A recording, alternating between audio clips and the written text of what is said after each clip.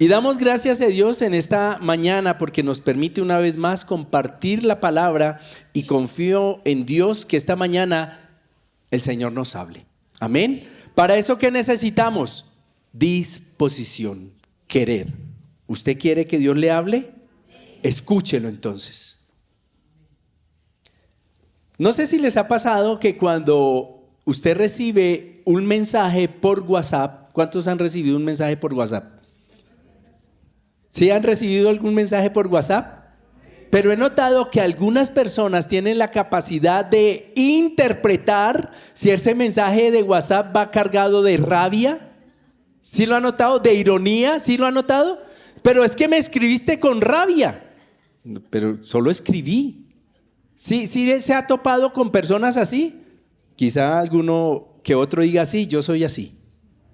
Y un mensaje enviado por WhatsApp puede parecer impecable, educado e incluso afectuoso a simple vista. Sin embargo, la pantalla no revela la intención profunda que movió cada palabra. Por eso interpretamos. Porque no sabemos la intención profunda. Detrás de una frase técnicamente correcta puede ocultarse una chispa de enojo. ¿Alguien aquí sabe cuando le escriben con rabia? Que está en el otro lado. Sí, y es como si lo vieran.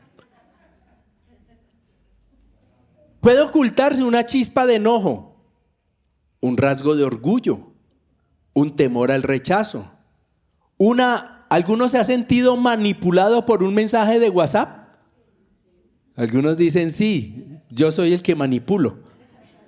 O un deseo compulsivo de control. En fin, lo cierto es que no sabemos realmente la verdadera intención profunda que mueve cada palabra. Lo que resulta visible ante la mirada de los demás no coincide con la verdadera motivación del alma. Tenga muy presente esta palabra, motivación. Nos movemos, actuamos, decidimos y aún hasta somos por nuestras motivaciones. ¿Qué es la motivación? De manera sencilla, la motivación es una razón interna o externa que nos impulsa hacia una dirección. Eso es una motivación. Una razón interna o externa que nos impulsa en alguna dirección. Y resulta muy revelador conocer para algunos o recordar para otros que las palabras motivación y mover comparten exactamente la misma raíz. O sea, nacen de la misma raíz la palabra mover y motivación. Aquello que nos motiva es en realidad aquello que nos mueve. Usted se movió hasta este lugar, por eso está aquí. ¿Estamos de acuerdo? Pero hubo una motivación primaria que lo hizo levantarse. ¿Se bañaron? ¿Se bañaron? Algunos lo están dudando. Recuerden que decir mentiras es del diablo. ¿Se bañaron? Hubo una motivación. Quiero llegar a este lugar. Y esa motivación hizo que usted se moviera, se desplazara. Y sabe, es importante recordar que una motivación hace que yo actúe, decida y sea. Por eso al hablar de la santidad del corazón, que es el tema que me corresponde, la santidad del corazón y motivaciones, debemos hablar inevitablemente de la fuerza invisible que nos pone en marcha. Esta mañana de pronto algunos, pero la gran mayoría fue una fuerza invisible que los movió. Y por eso hablar de santidad es necesario para descubrir de alguna manera o entender un poco más esa fuerza invisible que nos pone en marcha, que nos hace mover. Y la Escritura enseña que del corazón, ¿qué emana? ¿Sí? ¿Qué brota? ¿Qué surge? La vida. Ahora, entendemos que el corazón no es solo un órgano emocional. en la perspectiva bíblica, representa el centro de operaciones donde se procesan todas las decisiones. Desde la perspectiva bíblica, ya sabemos que el corazón es un órgano, ¿no es cierto? ¿Qué hace? ¿Qué hace el corazón? Bombea sangre. Pero la Biblia lo ha interpretado como ese centro de operaciones donde se procesa cada decisión. Ya sabemos que las decisiones, ¿de dónde nacen? De acá. Y allí se forjan los pensamientos y nacen los deseos más íntimos de la persona. Y por esa razón, el libro a los Hebreos afirma que la palabra de Dios discierne los pensamientos y las intenciones del corazón. Ahora, el Señor, nuestro buen Dios, no se limita a observar la apariencia del mensaje externo. Por eso traía la analogía con el WhatsApp. Porque en el WhatsApp uno puede creer que está interpretando, pero en realidad no se conoce la intención profunda de quien está escribiendo. Pero el Señor no se limita a observar la apariencia del mensaje externo. Todos brindamos un mensaje externo, todos. Como cuando te preguntan, ¿cómo está? Y uno automáticamente, ¿qué responde? Bien. Bien. Yo como pastor tengo la costumbre que cuando alguien me responde bien, yo le reitero la pregunta, ¿en serio está bien? Porque es una respuesta que generalmente no revela lo que realmente hay. El Señor entonces contempla, observa la motivación secreta que impulsa cada movimiento. La verdadera santidad no consiste únicamente en sostener una conducta externa moralmente correcta. La santidad es algo mucho más profundo. La santidad es cultivar un corazón guardado, examinado y lo mejor, transformado por el Señor. Eso es santidad. Le reitero, un corazón guardado, examinado. ¿Quién conoce realmente nuestro corazón? Dios. Él conoce realmente nuestro corazón. Pero allí no se detiene el tema de la santidad, que podríamos pensar que santidad es actuar de manera ética y moralmente correcta. La santidad apunta a una transformación que opera el Espíritu Santo en el corazón de quien ha decidido creer en el Señor. Usted ha decidido creer en el Señor. Y no se lo estoy preguntando, se lo estoy afirmando. Y por eso usted está aquí. Y si usted ha decidido creer en el Señor, pues el Señor va a transformar su corazón. Y por eso he titulado esta enseñanza Corazón y Motivaciones. Y me pareció interesante esa imagen. Usted ve allí a un ser humano, ¿sí? Allí en su pecho hay un corazón bien grandote, pero note que hay una luz que llega desde arriba. Una luz, esa luz representa al Señor, que revela realmente lo que hay en el corazón. Y quiero que vayamos al texto bíblico, Primera de Pedro, capítulo 1, del verso 3 en adelante. Y quiero que juntos lo estudiemos para precisamente reflexionar sobre el corazón y las motivaciones. Mire lo que dice la palabra. Primera de Pedro, capítulo 1, verso 13 en adelante. Por lo tanto, preparen ¿qué? ¿Su mente para qué? Motivación y movimiento. Note allí, arranca Pedro hablando precisamente de eso, motivación y movimiento. Por lo tanto, preparen su mente para la acción, estén atentos y pongan toda su esperanza en la gracia que recibirán cuando Jesucristo sea manifestado. Pórtense como qué, como qué, hijos como, es decir, ¿hay hijos desobedientes? Claro, y seguimos siendo hijos. Pero Él nos invita, pórtense como hijos obedientes y no sigan los dictados de sus anteriores malos deseos, de cuando vivían en la ignorancia. Note usted, no solamente se trata de un tema de salvación, sino que Dios nos ha sacado de la ignorancia del mundo a su sabiduría. Al contrario, vivan una vida completamente como, porque santo es aquel que los ha llamado. Escrito está, sean santos porque yo soy santo. Si ustedes llaman Padre, ¿cuántos llaman a Dios Padre? ¿Cuántos lo llaman Padre? A aquel que al juzgar se fija en lo que se ha hecho y no en quien lo hizo, vivan el resto de sus vidas en el temor de Dios.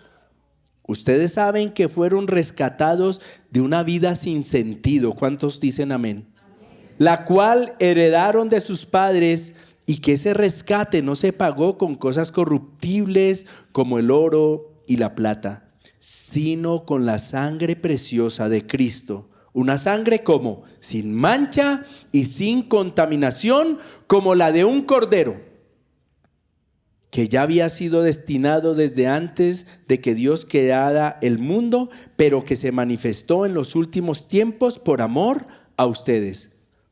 Por Él ustedes creen en Dios. ¿Por quién? Por Jesús, que fue quien lo resucitó de los muertos y lo ha glorificado para que ustedes tengan puesta su fe y su esperanza en Dios. No olvide, mi querido, ¿cómo comencé esta reflexión? Motivación y corazón. Mente y corazón. El apóstol Pedro inicia una exhortación. Recuerde que exhortación es una palabra que nos anima. Algunos erradamente creen que exhortación es una palabra asociada con regaño. No. Exhortación es una palabra que tú le das a otra persona, sí, para confrontarla, pero también para animarla. Y Pedro inicia esa exhortación enfocándose en la mente. Él no comienza evaluando la apariencia visible del creyente, sino haciendo un llamado a ceñir el entendimiento. ¿A qué le suena la palabra ceñir? A ajustar, apretar, ¿no es cierto? Como cuando usted se tiene que ceñir. ¿Qué se tiene que ceñir uno? El cinturón, ¿no es cierto? Si usted se ciña el cinturón es para que ¿qué? No se caiga el pantalón. Y Pedro entonces hace un llamado a ceñir, a ajustar el pensamiento, manteniendo la sobriedad.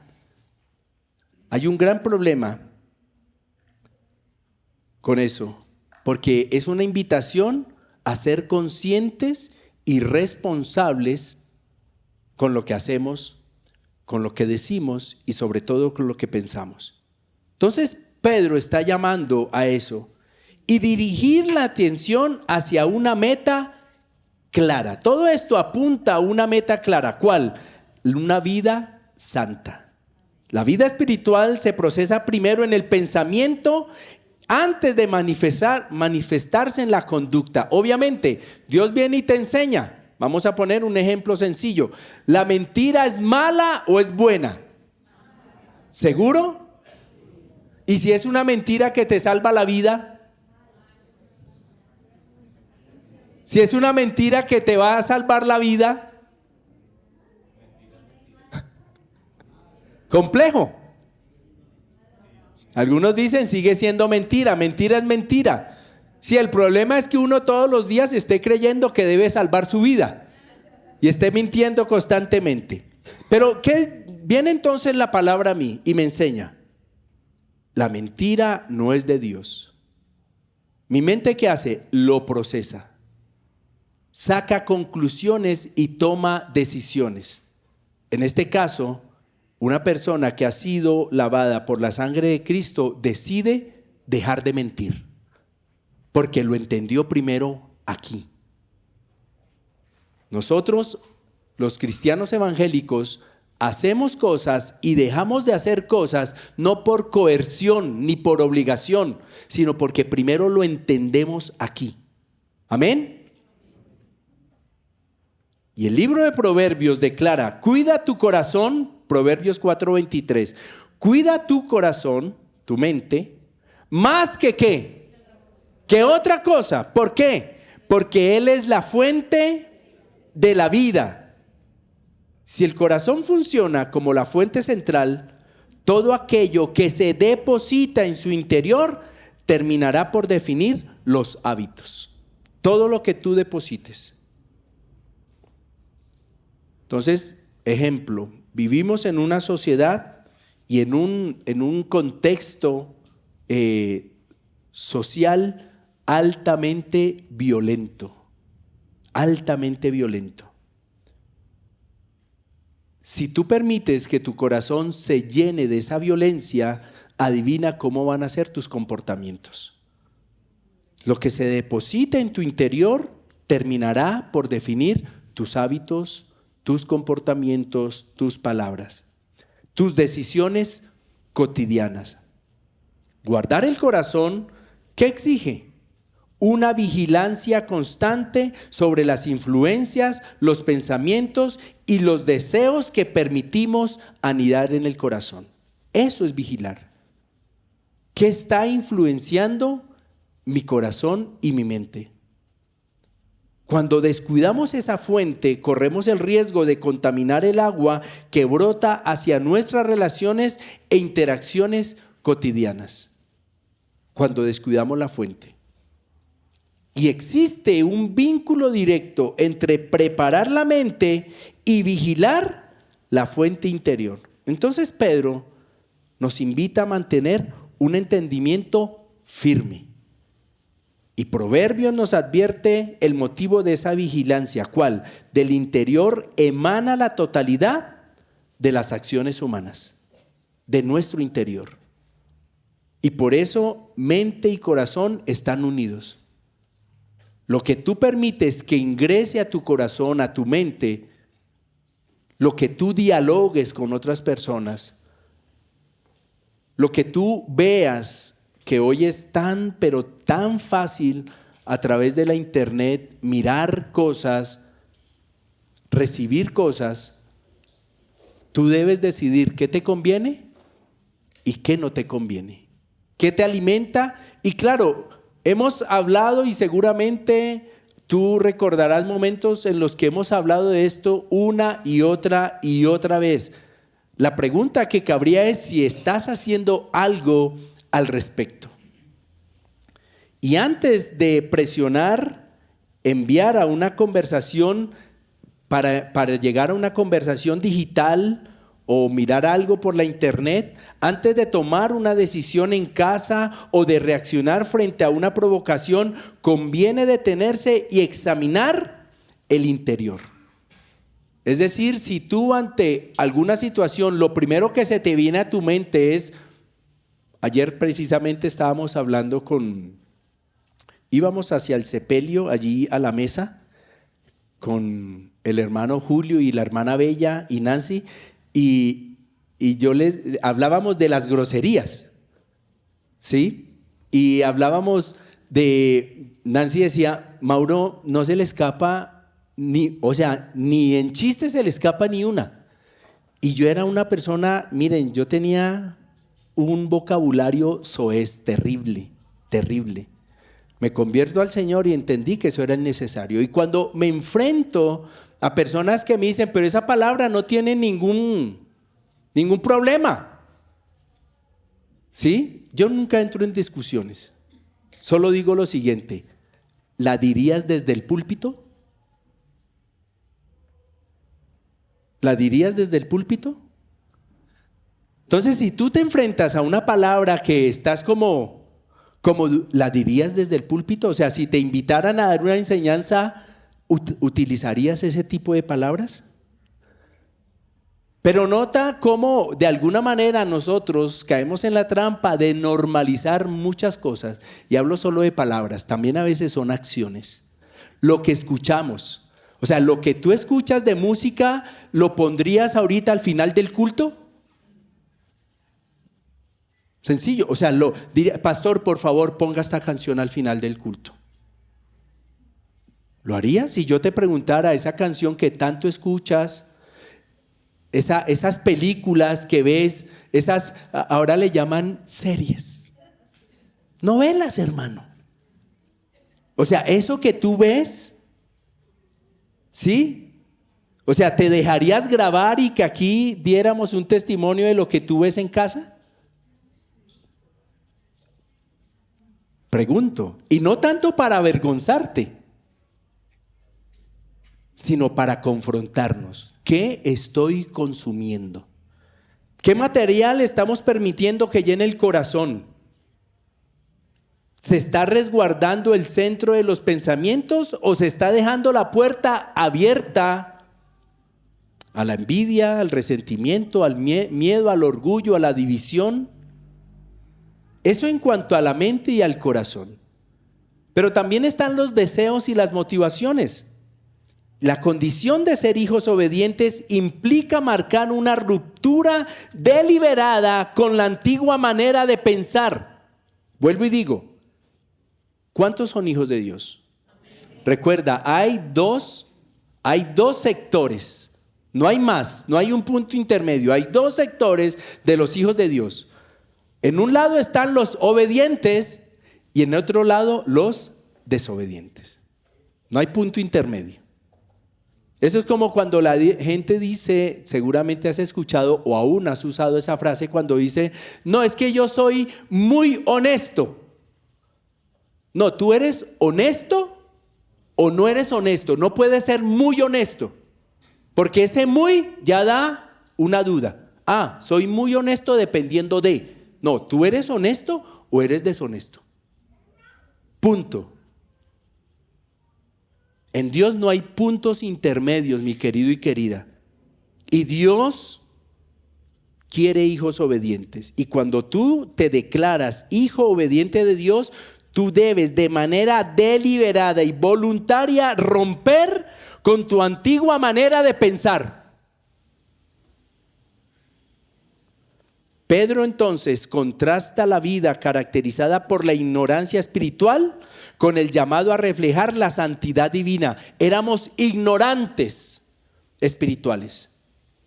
Llegamos a la luz de Cristo y esa luz nos ilumina, nos abre la mente, nos hace conocer el valor nuestro, amén, pero también el valor del otro. Por eso un hombre cristiano no puede ni debe ser machista. ¿Cuántos dicen amén? No puede ni debe ser machista. ¿Por qué? Porque esa es una condición del mundo. Y la mujer es tan valiosa como el hombre. Escuché más a las mujeres. Y cuando el texto dice que la mujer debe ser tratada como a vaso más frágil, no es una metáfora. Es que yo debo tratar a la mujer como a vaso más frágil. Amén. Y eso deja por fuera entonces el machismo y el maltrato de cualquier tipo hacia la mujer. ¿Sí ve que ya nos cuesta? Porque a veces autorizamos ciertas cosas. Entonces Pedro contrasta esa vida que nosotros traíamos con la nueva vida. Y dice, esta nueva vida debe reflejar santidad en absolutamente todo. No lo que tú escoges, no lo que tú quieras, es todo. La meta no es moldear la vida según los patrones de los deseos antiguos, de los modelos antiguos, sino alinear las motivaciones al carácter del Dios que llama a la santidad. Debemos alinear nuestros pensamientos al pensamiento de Dios. Entonces Hebreos 4:12 completa esta verdad para saber cómo hago yo para alinear mis pensamientos a la voluntad de Dios. Vea, sencillo. ¿Qué dice el texto? Leamos juntos. La palabra de Dios, ¿cómo es? viva y eficaz, y más cortante que ¿qué? Pues ¿qué hace ella? Y el espíritu, y las coyunturas, y la médula, y juzga los pensamientos y las intenciones del corazón. Allí es en la palabra de Dios donde tú y yo vamos comprendiendo y entendiendo qué es lo que Dios quiere. ¿Qué es lo que Dios quiere para mi vida? Y es ahí entonces cuando nuestros pensamientos pasan por ese sedazo espiritual para yo saber qué debo y qué no debo como hijo obediente. Nada permanece oculto ante los ojos del Señor. ¿Cuánto lo creen? Y la palabra actúa entonces como un bisturí que discierne los pensamientos y sopesa, ahí sí, volvemos a las intenciones más ocultas. Dios no evalúa únicamente el acto realizado, sino el propósito interior que dio origen a dicho acto. Por eso hay momentos, mi amado, mi amada, en que tú y yo debemos descansar en nuestra conciencia. Dios sabe por qué lo estoy haciendo. Y quizá el otro no me dé la razón, quizá el otro no me comprenda, pero Dios sabe por qué lo estoy haciendo. Y yo me he hallado en muchos momentos teniendo que, Señor, descanso en mi conciencia, tú sabes con qué intención yo lo hice, aunque los otros lo puedan estar interpretando de manera errada. Como también me he hallado en momentos donde he hecho mis calaveradas y me hago el loco. Pero no, pero Dios me está diciendo, Mauro, eso que dijiste, eso no era una verdad, eso fue un vainazo disfrazado de verdad, que es distinto. Mauro, eso que estás haciendo, eso nace de la murmuración. Tú estás diciendo la verdad, pero tu intención es dañar a esa persona. Bueno, sé que a ustedes nunca les ha pasado eso, pero a mí me ha pasado.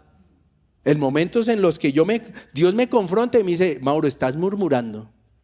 Pero Señor, es verdad. ¿Sí? No, pues disculpe. Entonces dígalo como quiera, como le parezca. Pero Dios conoce la motivación del corazón. Amén. Y se puede redactar un mensaje afable, realizar un servicio dentro de la comunidad o sostener una actividad amable, una actitud, amable en público por razones desviadas. La acción externa puede parecer correcta, pero la intención puede brotar del deseo de aprobación pública, del temor al rechazo o del afán de sostener una imagen personal. Y puede suceder. La acción externa parece correcta. ¿Sí? Y me causa curiosidad esos memes que suben, ¿no? De un hombre siendo muy amable con una mujer que no es su esposa. Entonces muestran a la mujer y lo está mirando rayado. ¿Sí han visto esos memes? Y el hombre como que, pero Dios sabe si realmente estás coqueteando, haciéndose el pingo ahí. Dios lo sabe. Dios lo sabe.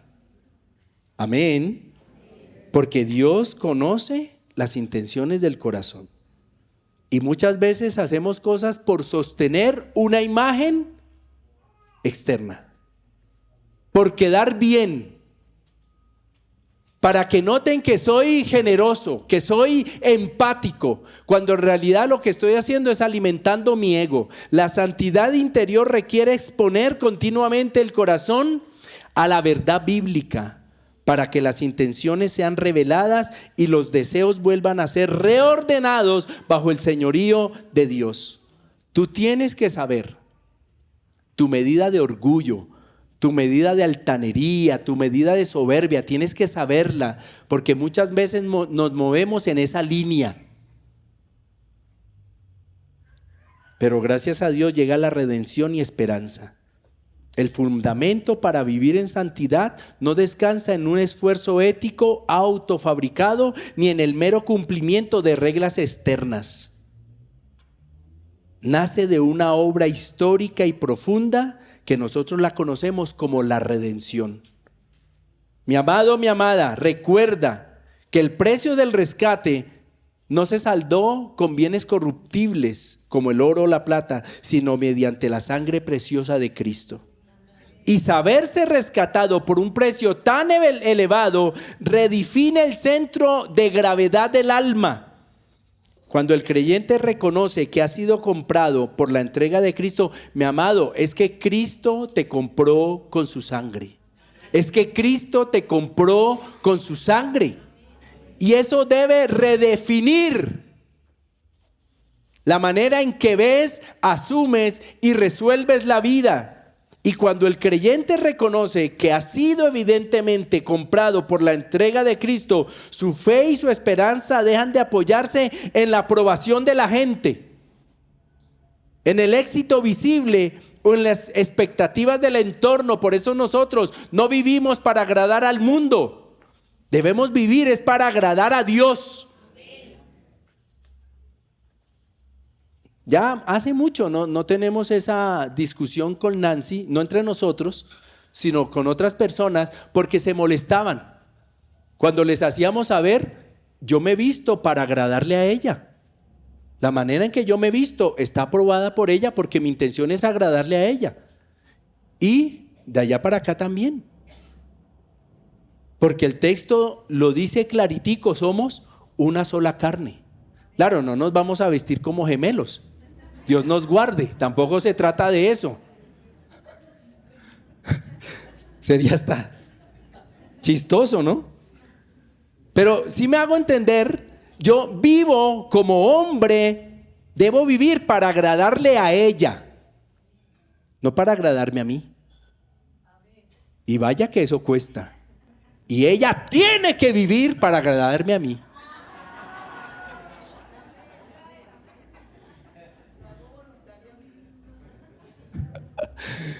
¿Sí ve cómo cambia con un tono las cosas? Más de una. Pero miren, mis amados, debemos vivir para agradarle a Cristo. No te afanes si no le agradas al mundo. Estábamos en la mesa, no ayer, sino otro día, un día que hicieron despedida de la empresa. Estábamos allá en la mesa y estuvimos un día, ¿cómo se llama? En esos sitios de deporte extremo, ¿sí? Que lo más extremo fue una sopa caliente, pero bueno, y estábamos allá. Y entonces ya llegó el final del día y no, que vamos a rumbear, que busquemos un sitio, no sé qué. Y pues obviamente quisieron convidarme. Qué pena, yo me voy. Afortunadamente había maneras de devolverse. Pero no crea, en algún momento uno alcanza como me quedo, pues no pasa nada. Yo me porto bien. No. Mentiroso el diablo. Vamos para la casita. ¿Me hago entender? Debemos vivir para agradarle a Dios. No busques agradarle tanto al mundo.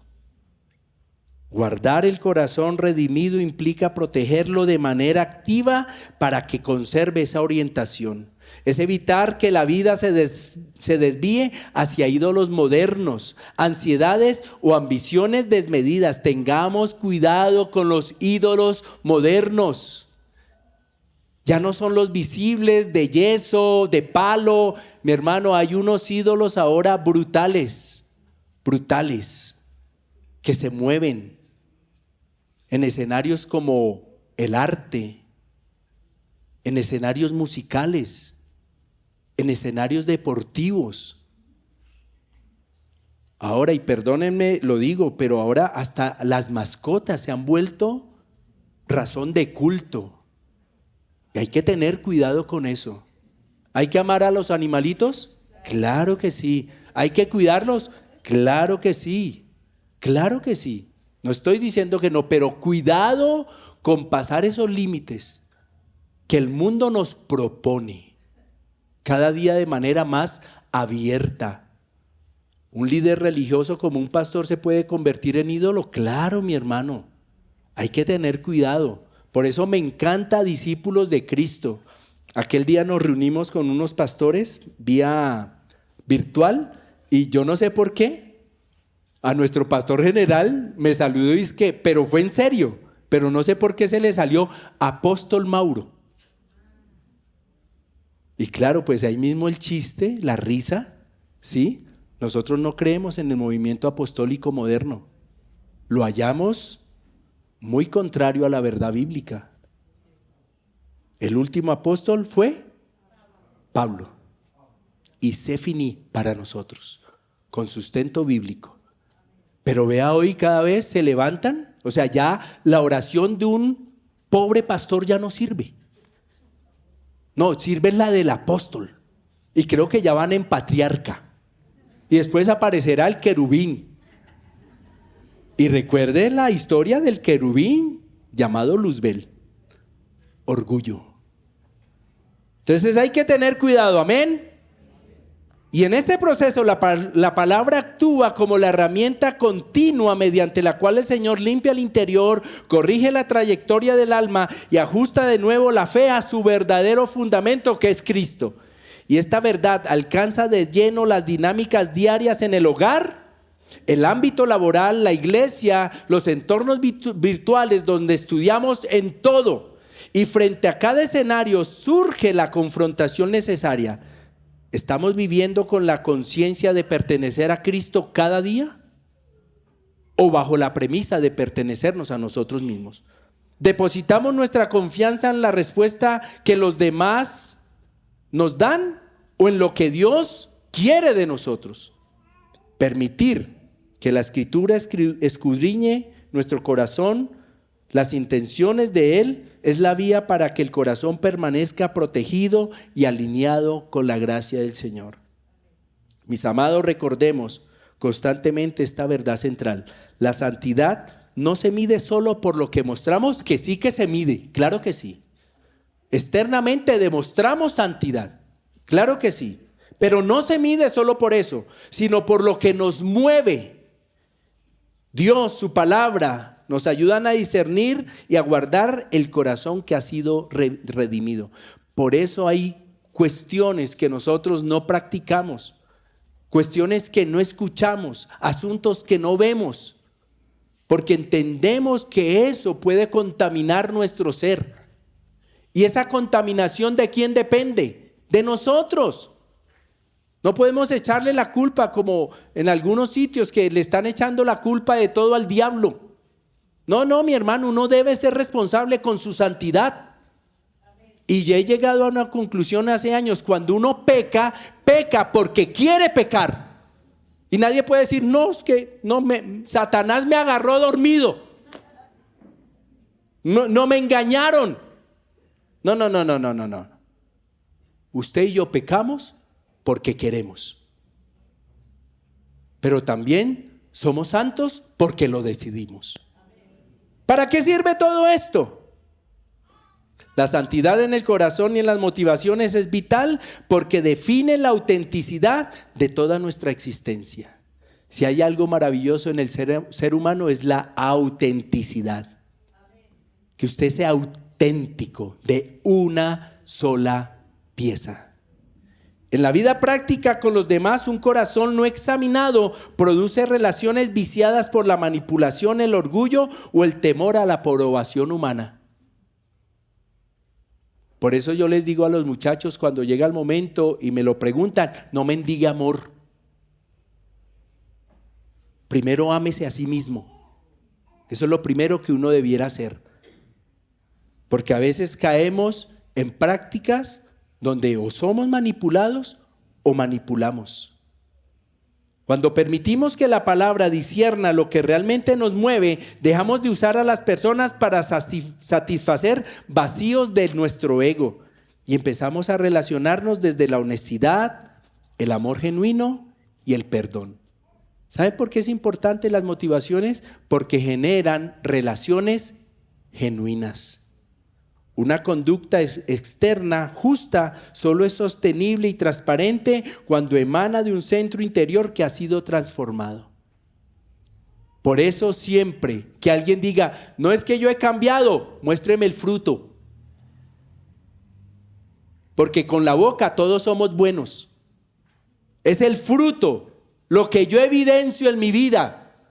Y Jesús lo dijo, por sus frutos los conocerán. Antes de aventurarse en una amistad, en un noviazgo, mi hermano, primero mire los frutos de esa persona. Primero mira, hay fruto de verdadero arrepentimiento, hay fruto de un caminar con Cristo. ¿Lo hay o no lo hay? ¿O es que me lo quiero inventar? Y por eso sirve tanto tener claridad en las intenciones del corazón. Por eso es tan importante. Porque también nos descubrimos, ¿por qué estoy haciendo esto? ¿Por qué me gusta andar con tal persona? ¿Por qué me quedo detenido aquí en la internet viendo esto? Allí uno va a descubrir. Pero también en nuestra relación con Dios, comprender que Él no se deja impresionar por las apariencias, nos libra de la religiosidad hueca. Dios mira la motivación. Por eso la verdadera devoción no consiste en acumular méritos o aparentar que somos impecables, sino en rendir el centro de operaciones de nuestra alma al señorío de Cristo. Reconocer, mis amados, que fuimos rescatados por un precio inestimable, reorienta nuestra fe y esperanza únicamente hacia Cristo. Y guardar el corazón y sanar las motivaciones guarda también nuestro caminar espiritual, asegurando que cada palabra, servicio o decisión diaria no busque nuestra propia gloria, sino honrar con sinceridad al Dios Santo que nos amó y que nos ha comprado. Todo lo que usted haga, mi querido y querida, hágalo como para el Señor. Puede ser que el ser humano no le aplauda ni le reconozca, pero el Señor nos ve y el Señor sabe con qué intención hacemos lo que hacemos. Corazón y motivaciones. Cierre sus ojos, por favor.